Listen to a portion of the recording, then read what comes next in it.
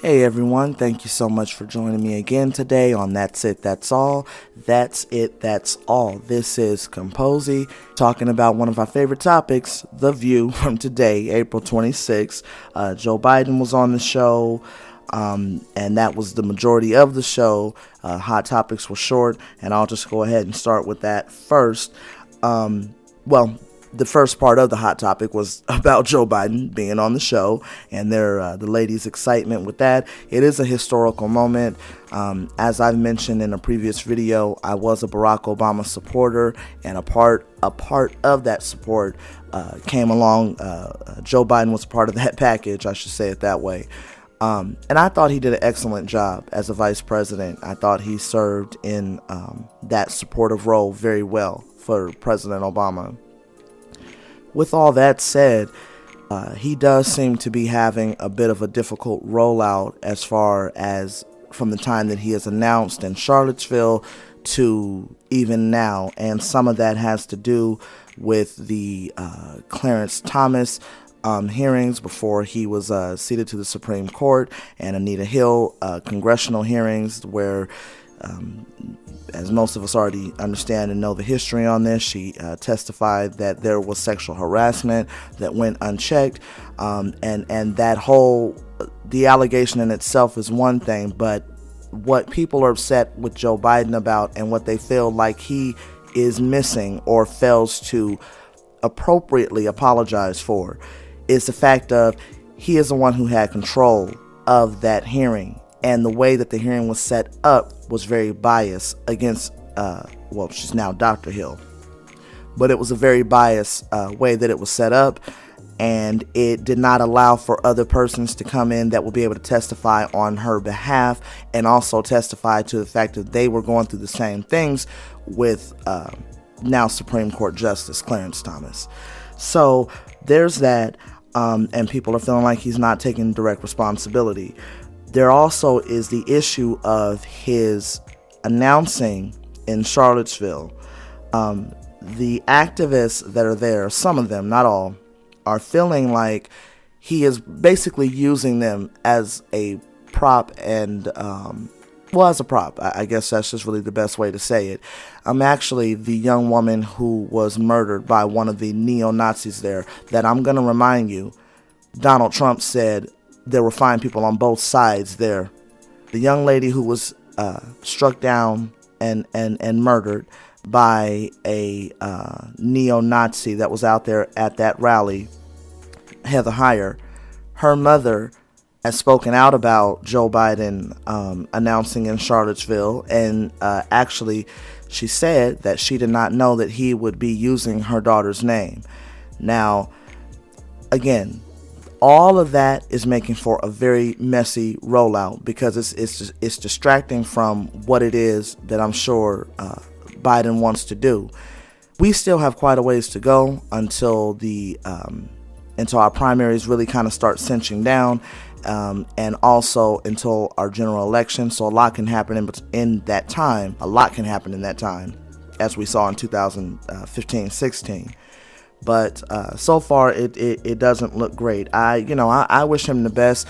I'm kind of like Joy Behar. There's a huge field of candidates.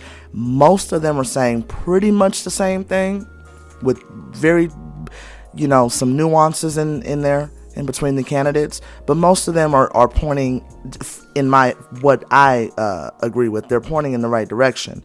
So it's kind of sad to see all of these people that are supposed to be on the same side kind of already starting to devour their own before we even get a chance to see who can thrive. I, for one, wish that the Democratic Party would stop that, because I don't think it's going to be helpful going forward. Trump's name for Biden, Sleepy Joe, like that's really the best you can come up with. I knew he had ran out. Trump, that is, when he got up there and said, Speaker Pelosi, or, as I call her, Nancy, or as I call her, Nancy. I'm pretty sure that's what her parents called her, and I'm pretty sure that's what her, her husband calls her, and I'm pretty sure that's what her constituents call her, because I think it's on her birth certificate, so I think we all call her Nancy. I knew he had ran out He had ran out then. Now Sleepy Joe. Yeah, okay. He says of Senator Harris, Kamala, she has a nasty wit. Does he intend for that to be an insult? Because most people actually kind of take that as a badge of honor. And as you heard Megan trying to jump in there, oh, so do I. Seriously, who has ever accused you of having a nasty wit?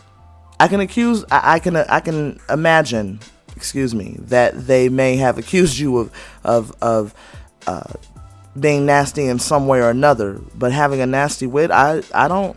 You've been on the show for what, 2 years now. I've not seen any displays of a nasty wit. Anna Navarro has a nasty wit. She's very sharp and she's very quick.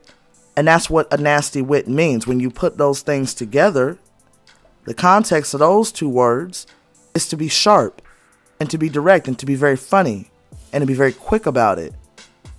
I've not seen any evidence of that in Megan. And I'm not trying to be on